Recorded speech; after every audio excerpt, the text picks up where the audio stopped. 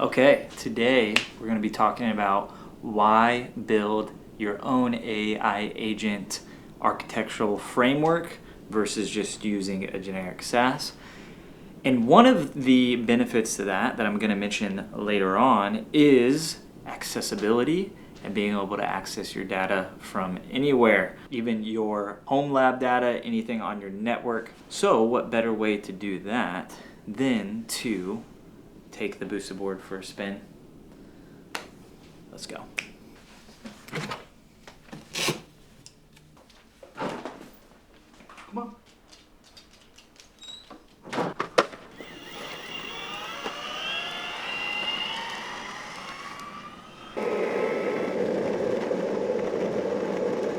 So, of course, one of the best things about AI agents is you can do things on the go. So this is one of my favorite use cases for having my phone, having my agent connected back home at my Mac Mini, because I can go somewhere else and be productive and control my agent from there.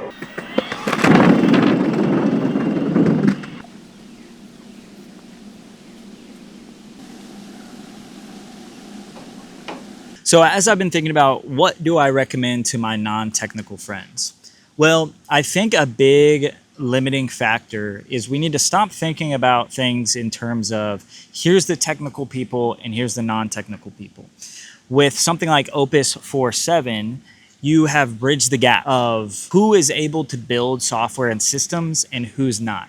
Now, the differentiating factor going forward, and I think the big skill to learn, is going to be system architecture. You're still going to need to know, or at least be creative with the ways in which you connect your different systems together in order to accomplish certain goals. Now, the agents can help you with this, but there is a certain limitation to their creativity. There's a limitation into the gaps in which you're trying to fill with an automated solution or an agent that only you are going to be able to think through. Now, a big reason why I say, hey, build your own agentic system on your own server, on your own infrastructure, on your own Mac Mini, is because I think a big part of this agent experiment that's happening right now, and part of the big opportunity, is learning system architecture. What you don't want to happen is you don't want to buy in to a closed loop system that you can't migrate out of when there's a new system that comes along, or you want to change something about the system. Another big part of it is you can more or less control the cost. Let's say you have an Anthropic subscription and you're using the Claude Code CLI. You're going to get a lot more usage from Opus 4.7 than you would in a third-party coding harness or paying a third-party SaaS company for their API usage of Opus 4.7. Hey, it's getting a little dark out here. Let's head back to the studio, finish up this video, and I can get a little bit more into 3 of the use cases that I think are best for agents right now and ways that you can get started with agents. Okay, part of it, I was getting real thirsty out there. There's really 2 major things that I wanted to kind of get across with this video. The first one being that every single person is uniquely made by God, and with that comes unique personality, a unique life, a unique use cases and circumstances, and with that comes the need for a custom agent to fit your needs precisely. These big companies try to make something that will be useful to the most amount of people. But I think diving into your own agentic computing infrastructure really is that next step in which it becomes, oh yeah, this is handy, this writes emails for me, this does whatever, to this is an extension, this is actually a personal assistant that can help me be more efficient and more effective in my day-to-day life, my business, my ministry, fill in the blank. When you first get started, it's hard to even know what the difference between a server is and a database and deploying and the different types of programming languages and why do you need storage for images? Why can't you just put that directly on the website? Why do you need to put some parts of the software in the back end and some can be displayed on the front end? As seasoned software developers know, is if you embed an API key in the front end HTML of your website, anybody can grab that API key and use it. So you need a back end architecture. Things like Vercel and Railway make these things easy, but all of those things sound like Chinese when you're first starting out. Don't just wait until ChatGPT comes out with OpenClaw or Claude Code comes out with the perfect OpenClaw. You are still never going to get the type of usefulness you would get from running it on your own hardware, whether that's a Mac Mini or a virtual private server.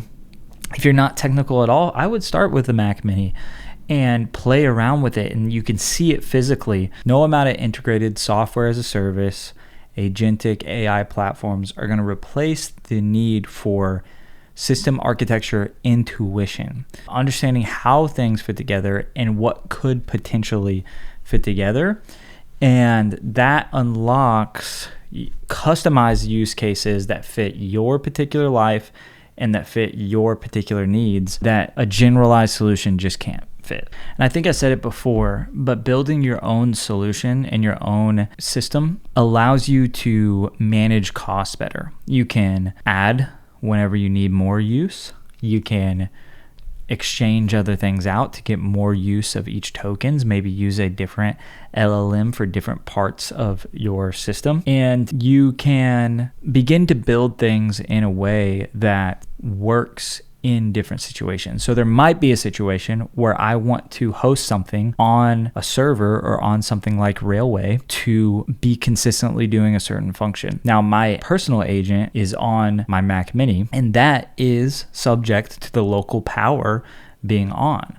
Now, I'm okay with that because it's not absolutely dire if I don't have access. But something like our Scribe bot that records our ministry meetings is running on a server 24/7 with minimal downtime, being on this enterprise power grid infrastructure. And so I have that hosted on there because I want it to be consistent, serving one function over and over again. Whereas my personalized agent, it's not dire infrastructure for our whole organization to operate. I want to get into what I think are 3 major use cases for having your own agent in general. The first one is access. From one unified agentic interface, I can access all of my emails, all of my documents, whether that's on Google Drive or on the Mac Mini in which the agent's on, or the Mac Mini that runs the studio,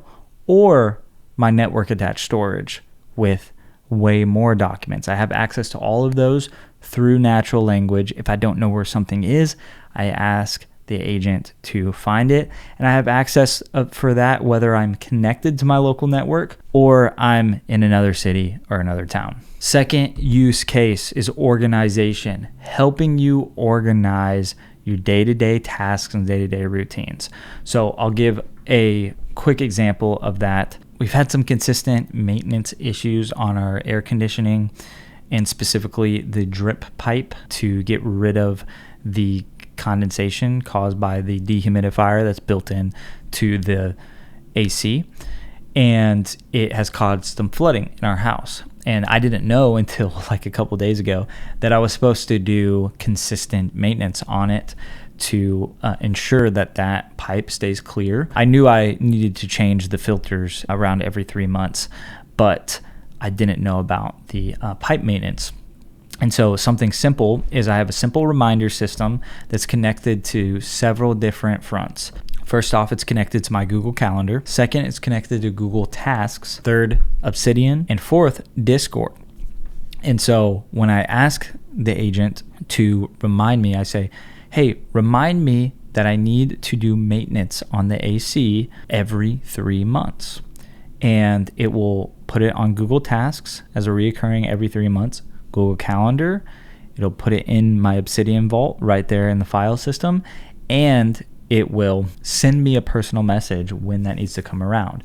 So that's just a quick example of, hey, I just hit 3 different locations all at once with natural language, like I'm sending an audio message to a personal assistant, asking them to put this in those 3 areas. So that real fast creates redundancy, so I won't forget that. And it is efficient in connecting all of these 3 places. And so what's cool is because I have it custom built on my own infrastructure, I can add another domain. I could add Apple reminders to that. I could add that my wife, actually I might do this, that my wife gets a text reminder too.